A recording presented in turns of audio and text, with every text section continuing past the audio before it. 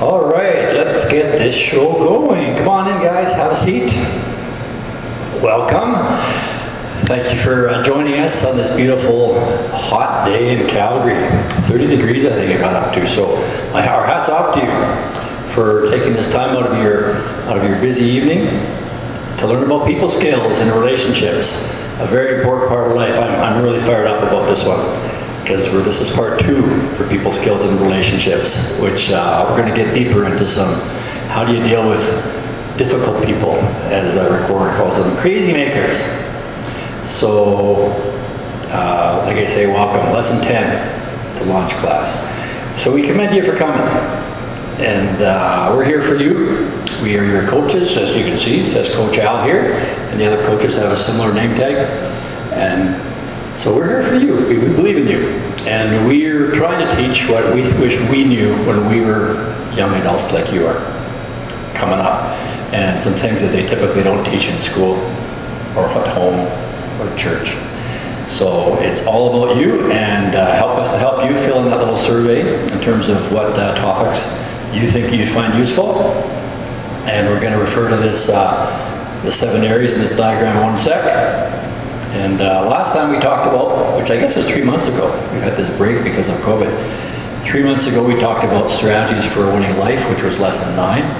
And today is people skills and relationships part 2. And we're excited about it. There's a lot of power-packed information here. And if you reference some of the study material before the class, you'll have an idea about that. So, by way of introduction, one of the foundational principles of launch class is this little life choices diagram, which came from a men's group that some of us were part of. And it talks about the 7 areas of life, and the idea is we want to have some confidence, some skill, some success in all 7 areas in order to have a good sense of what we're really after. Lasting peace, happiness, confidence, fulfillment. In other words, it's between our ears, kind of what we're after, right? Sometimes we will pursue a car, a relationship, stuff, a vacation, and we think that's going to provide these things. And we find out it doesn't. Not in a lasting way. We're not going to have these unless we have, like the topic of today, healthy relationships. So this relationships thing is foundational. 7 areas. Family, obviously relationships are there. Social relationships are there. Career relationships are there. In other words, it affects all aspects of our life. I know when I came up, I did not have any teaching in this area. Fortunately, my mom was good with people when I was a kid, so I had a good example. But most people, I don't think, even have that. Particularly in how to deal with conflict. So this diagram here, here's you or me, and we have choices that we make in life. And we can turn left and avoid the problems, or we can turn right and go towards the problem. And we also have life squeezing us. Problems squeezing us down, God pushing up, trying to encourage us in the right direction, and we can turn right or left.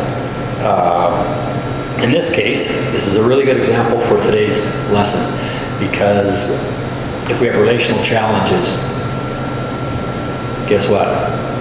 We're not going to be happy, first of all. We know that. If we turn left and avoid the problem, we'll have temporary, fun, food, pleasure, etc., wasting time. We'll have some fleeting, happiness, if you will, but not good, not good. So, launch class is partly about encouraging us to turn right, move towards the problem. God will meet us there. God will help us. We call this the corridor of fear, uncertainty, and doubt. That's why we would avoid it. But we're here to encourage you that with us as coaches, with some good teaching, God as well, we can. You can. We can all have good success in all 7 areas. The Bible promises that, and we as coaches promise you that you can have good success in all 7 areas. So that's the concept of the life choices diagram. See if this technology works. Hey, bonus. Okay, why talk about people skills and relationships? We've touched on a few ideas so far, but they affect all aspects of our life. Particularly the thing helping us to get things what we really want, which is the lasting peace, confidence, happiness, fulfillment. That's why we would want to have better people skills and relationships. If we'd like to help others or be successful, we need to have confidence in this area. Makes sense? But don't fear. Don't worry about it. I was shy as a kid. I did not have confidence in this area. I promise you that. And if you went and watched the original part 1 of People Skills and Relationships, I talked a little bit about my story there. So don't worry about not being confident. There's things we can learn, approaches we can take that'll help us to have better success. So if we'd like to help others or to be successful, we need to have confidence in this area. This isn't taught much in school or at home, as I said. If we have dreams and goals, chances are we're going to need good people skills and relationships, right? Whatever they might be. How would you like to be remembered? I think, who do we most admire in life? They typically have, they're good with relationships, right? So, like I said, refer to part 1, which is kind of foundational for this idea of people skills and relationships. And then this one, as it turns out, we're going to get into some dealing with challenging people or conflict resolution, things like that. So if you watch some of the podcasts before the lesson, you would have come across Henry Cloud. Henry Cloud is very famous. He's an awesome guy. I subscribe to his free emails, so I get these little video clips, these 2 or 3 minute video clips that I included with the lesson. It just came from his free emails, just as examples that I thought were reasonably good. So he wrote the book with a guy named Townsend many, many years ago, at least 20 years ago, called Boundaries. It's a historic book, and it's about relationships and boundaries in our relationships, and even today we'll talk about boundaries a little bit.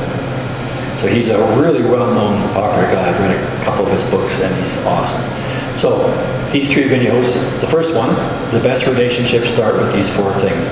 So that's kind of his perspective on this idea of happiness, fulfillment in life.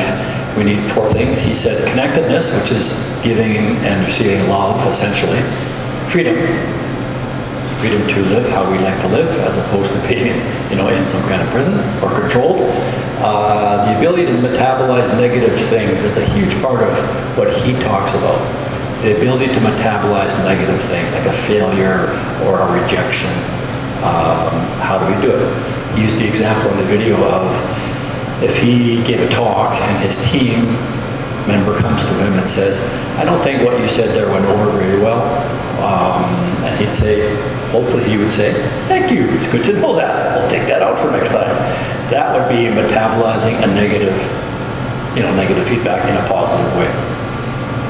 And obviously you need to be a level of confidence, and we'll talk about that, to be able to metabolize negative things. And to use our talents. That's one of the things he also says that we need to be able to use our talents. Something productive. That was the first one. The second one, how to deal with controlling people. Now we're getting to the meat of the matter. His answer was, first thing you do is you convert them into a frustrated person, instead of a controlling person, by just saying no. He says they can't be controlling if we don't cooperate. They're just trying to control us, so no longer a controlling person. But we also, in order to be able to do that, he talked about it, to be able to say no. We need to get over our hang-ups about what other people think, which is this fear of rejection. This idea comes up over and over again. Thirdly, his third little video there, why we hang on to toxic people. We may have done that. We may know people who've done that. We scratch our head. Why are they still hanging out with these or that toxic person? And he says we often have a subconscious fear of rejection or of being alone. Rick Warren, who we'll come to in a second, he loves to talk about how fear of rejection is the most common fear that us humans deal with. So if we know that, we can recognize that in ourselves and in others and realize what's happening. So we often have a subconscious fear of rejection or of being alone. Therefore, first strategy is the buddy system he talked about. We need some good people around us like at launch class, we're going to encourage each other, and we're going to be there for each other, so that we won't be alone if we go and challenge a relationship and get rejected. So we won't have that fear of being alone. So that's Henry Cloud. There's 4 different examples in this lesson. Henry Cloud is one. The next one is these doctors, Andrea and Jonathan Taylor Cummings. That was the TED Talk. That was part of the lesson. And so this will be their perspective, and then it'll be Rick Warren, I mentioned it a second ago, and then there's another one. So 4 different perspectives on essentially a similar concept. So you'll see some overlap, but this is just a powerful resource that you can use going forward if you have challenging relationships, something to refer to. Lots of resources there, some websites, things like that. So these 2, I'm going to guess counselors, psychologists, they talk about 4 habits of all successful relationships. Now they are talking about in their story, if you remember, about a married couple, who was essentially, done. The marriage was done.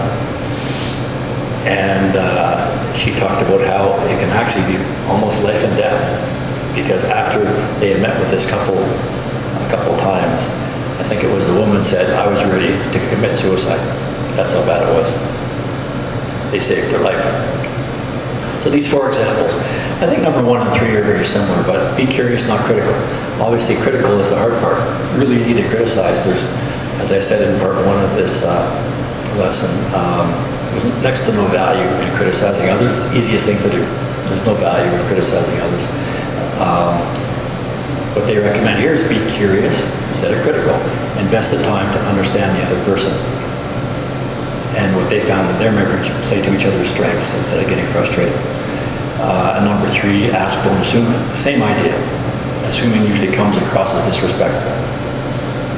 We don't like people making assumptions about us. Get good at having these, quote, courageous conversations in a safe environment without judging. So once we have a relationship and we've talked about it and we've agreed we're not going to judge each other, we're not going to criticize each other, now we have a safe environment, right? Now we can be comfortable talking about things.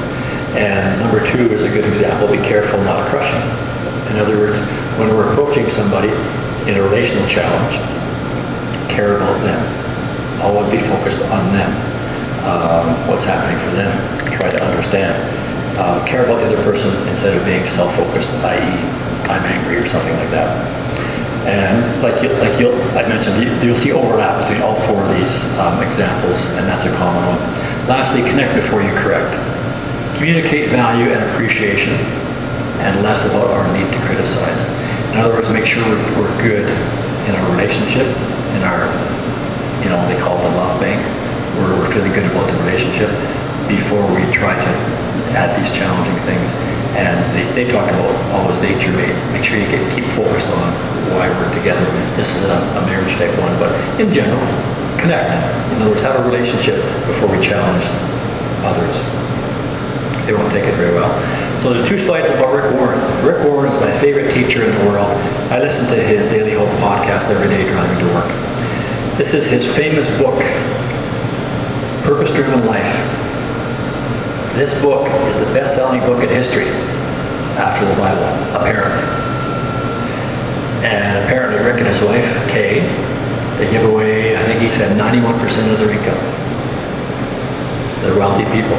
They give away 91% of their income. He said, and this is just a sidebar, he said that God knew, God gave him the inspiration, he says, to write this book, and God knew he's going to make a lot of money. God knew, he says, God knew he could trust me with money because he knew what he was going to do with it. Interesting little sidebar there, right? So, Purpose-Driven Life, life-changing book. It was for me. Awesome book. So, here's what Rick Warren says in his little lesson called Keeping the Crazy Makers from Making You Crazy. So this is what we're talking about today. The crazy makers in our life. So this is the definition, his definition, of crazy makers. They all start with D. He loves to do this alliteration. He's got so many different acronyms for trying to remember things. So define crazy makers. They're demanding. It's another way of saying controlling. We know people like that. It's human nature. We want things our way, right? Hopefully we mature and grow out of that, but not all of us do. Not everybody does. We still have that tendency, right, to want to control our situation, to control others. Disapproving, deafening, which means loud or angry, destructive or hurtful. Discontented and demeaning, putting us down. How much do we like to be around those kind of people? And often they don't know that they're being that way or that they're affecting us that way. And that's part of the strategy of dealing with these people is trying to understand what they're dealing with, where they're coming from. So that's the definition. What does Rick Warren say as far as how to deal with the crazy makers? He's got 6 points. How to deal with the crazy makers in our life. First, refuse to be offended. Make a decision. I just heard this 3 weeks ago. I thought it was really good. Refuse to be offended. Make a decision today that I'm not going to be offended by anybody. I'm not going to let them have power over my emotions, over my life. We can do that. We can just make that decision. I refuse to get offended. They say something disrespectful or rude next time? Oh, that's interesting. Instead of getting angry. Easier said than done, right? Look past the behavior to the pain in their life or past. In other words, like that previous couple said, care about them. Look past the objectionable behavior to care about the person. Where is this behavior coming from? Rick Warren loves to say, hurt people, hurt people. In other words, if they're hurting us, chances are they're hurting or they've been hurt, right? This is the idea of be the bigger person, look past the offense, and try to understand where they're coming from. First thing, refuse to be offended. Second, don't wait for an apology to forgive them. Easier said than done.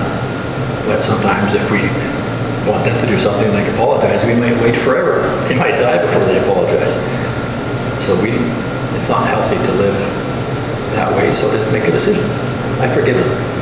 Whether you tell them or not, just make a decision. I forgive them. I'm not going to carry that baggage. Third, refuse to gossip about them. That's a hard one. Refuse to gossip about them. We really want to tell others about our painful situation, about this knucklehead, or these knuckleheads that we're dealing with, right? Refuse to gossip. It's very hurtful to gossip. Fourth, refuse to play their game. In other words, don't respond in kind. If they are rude and disrespectful, don't be rude and disrespectful back. Now we're at their level. Choose to be the bigger person and say, I'm not going to, stoop to that level, I think is the term that's often used. So don't respond in kind. The last one talks about this point too. Don't be disrespectful. So fifth, refuse to cave in. In other words, you don't have to roll over and be a doormat, give it to their demands, right? Refuse to cave in. If it's unreasonable, you don't have to. They're trying to, like Dr. Henry Cloud said, they're trying to, but we don't have to, give in. Lastly, always take the high ground, as number 4 talked about. In other words, always be respectful. I learned this many, many years ago. The Bible talks about that as being, it actually says kind and respectful always. But the easy one to remember is respectful. Always respectful, no exceptions ever. There's no circumstance, if you think it through, where we need to be disrespectful. So that's Rick Warren, keeping the crazy makers from making you crazy. Lastly, 7 biblical steps for resolving conflict. And you'll recognize some of these because we've already just talked about them. But like I say, this is a resource that we can come back to. There's some references to the Bible here. We can go study on our own. Or actually in your small groups, we could do that later. So 7 biblical steps for resolving conflict. First, take the initiative. And that relates to our diagram, life choices diagram in the 7 areas. Take the initiative. In other words, instead of turning left, you're going to have to be that way. And avoiding the conflict, turn right and go towards the challenge, towards the conflict, towards the person, towards, this is relationship, so be towards the person. Take the initiative. And part 1 of this lesson 2, we talked about who should take the initiative. When you're having a conflict with somebody, who should make the first move? You're both. We're both. I think the other person's being, whatever, right? Bad words. We both think the other person's off the wall and totally wrong. What do? This is an important relationship, right? We can't just write off relationship after relationship after relationship. We're not going to be happy, right? What should we do? Take the initiative. Who should do it? It's kind of a funny answer. The mature one. How about that? So put up our hands. I'll be the mature one. Don't rub it in their faces. But yes, that's what it comes down to. Someone has to take the initiative. And one can say, well, can I perhaps apologize for what was my part in this, even if it's only a little part. Take the initiative. And like the other ones talked about, seek to understand where they're coming from. Just talking about, even just understanding without trying to resolve things. The issue itself, just seeking to understand, it goes a long way. So first, take the initiative. 2, focus on goals bigger than your personal differences. Obviously, if you're in a relationship, a committed relationship, those are goals much, much bigger. Family, etc. Harmony and unity in our family. Those are goals much bigger than our current personal differences, our current issue, our current difference of opinion. Focus on goals bigger than your personal differences. 3rd, listen attentively as the other person tells how he or she sees the situation. That's that seek to understand thing. In my experience, when I've done that, I always learn something. And I always end up having more compassion and moves towards resolution. So listen attentively. Validate the person's feelings without minimizing his or her concerns. I'm not sure fully what that means, quite frankly. Validate the person's feelings. Understand. That makes sense. That sounds reasonable to feel that way. I don't know how that would be minimizing, but without minimizing. I think that sometimes means without making excuses on our own part. Just listen and validate without making excuses. Tell your story. Communicate feelings without blaming them. This one's highlighted too. Take initiative is highlighted. Communicate feelings without blaming others. Great. We don't hear this growing up. Most people go through most of their life without ever hearing this simple idea. Communicate feelings without blaming others. In other words, you're in a relationship and you really want to say, you did this and you made me feel awful. Pointing fingers, right? That's the idea. Don't point fingers. Don't blame the other person. Our tendency as humans, we want to blame everything but ourselves. So the idea here is we communicate how we feel. I feel whatever I feel. When you did this, I don't understand fully why, but I feel this. Can we talk about it? We're not blaming when we do that. Number 6, apologize and ask forgiveness for your part in the disagreement. I guess we talked about that earlier. Or maybe it was with Rick Warren. I'm not even sure. Anyway, this is a common theme. Apologize, ask for forgiveness for our part. This is the take initiative one. This is what we can always do. What's our part in it? Apologize for that part. Take some initiative in that. And there's a big old Bible reference there. Lastly, discuss how to avoid future conflicts. So we can learn this in courses. We'll be learning some of this today.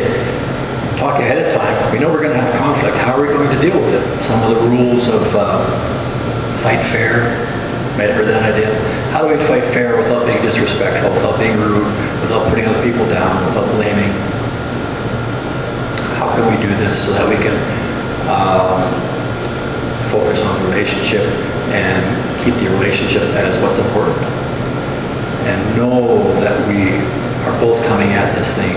We want what's good for the other person. If we both have that attitude, we want the other person to be happy, the other person to be successful. If we really do care and sincerely want that, then we'll usually come at it from a good angle, right? I think that's it. Okay, so we're going to break into small groups here in a sec. These are the questions for discussion. Start with taking turns sharing with each other some of what you've learned today and what you liked about today's lesson. Most importantly, take turns sharing with each other some of our specific situations with difficult people in our life. It really helps to talk with other people about these things and to be heard. And then, even better, to say, with what I learned today, I'm going to do this. I'm going to go talk to that person, and I'm going to apologize, or I'm going to at least take some initiative. Because when you talk about it and you say you're going to do it, and you've got a support group, small groups are phenomenal for that. Just articulating, sharing, supporting each other, praying for each other. So small group is half the benefit of launch class. Half is the educational side, but really we learn in small groups and that mutual support. That's what Dr. Cloud talked about. You have a support group. And can you think of anyone else who might benefit from this message? Perhaps share it with them. Send them the link. That's what we want to try to do, right? Help others. Join the launch class mission to improve our society. That's what we're trying to accomplish. Teaching things that aren't typically taught in school or at home. And grow yourself, tell others about it, be part of the solution of making Calvary and Alberta better. So next week's lesson will probably be in about 2 weeks. Check on the website, register for the blog so you get notifications. And let's go to part 2. Let's break for small groups. Thanks, guys.